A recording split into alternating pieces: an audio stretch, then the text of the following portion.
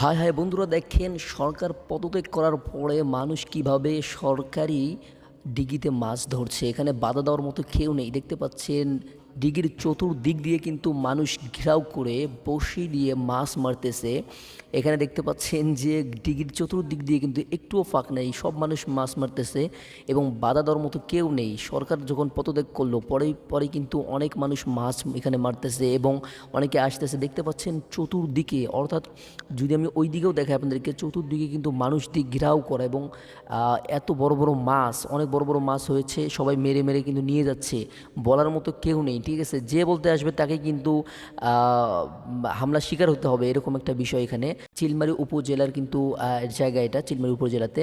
তো দেখতে পাচ্ছেন এটা হচ্ছে চিলমারী কলেজ মাঠ। এখানে সবচেয়ে মজার বিষয় হচ্ছে, দেখেন ছোট থেকে বড় মানুষ পর্যন্ত কিন্তু এখানে বসে ফেলায় মাছ মারতেছে। এখানে দেখতে পাচ্ছেন যে এটা কিন্তু সরকারি ডিগি বা সরকারি লোক কিন্তু এখানে মাছ ছেড়েছে, যে কেউ একজন ছেড়েছে।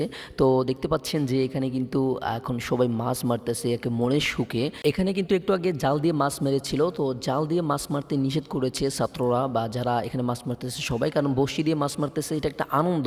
এরা যে মাছ মারে প্রতিদিন তা না, এটা একটা আনন্দ সুখে কিন্তু মাছ মারা হচ্ছে। এখানে দেখতে পাচ্ছেন যে গুঁড়োগাড়া থেকে শুরু করে সবাই কিন্তু এখানে মাছ মারার জন্য এসেছে, এটা একটা আনন্দের বিষয়। তো এই হলো আমাদের চিলমারির পরিস্থিতি বা চিলমারির অবস্থা। তো দেখতে পাচ্ছেন এখন কিন্তু বাধা ধরার মতো আসলে কেউ নেই। তো বন্ধুরা, আমি মূলত ঘুরতে গিয়েছিলাম, ঘুরতে গিয়ে দেখি যে এই ঘটনা, ভাবলাম আপনাদের কাছে একটা ভিডিও শেয়ার করি এই সম্পর্কে। তো সেই জন্য ভিডিওটি করলাম। সবাই ভালো থাকবেন, সুস্থ থাকবেন, আল্লাহ হাফেজ।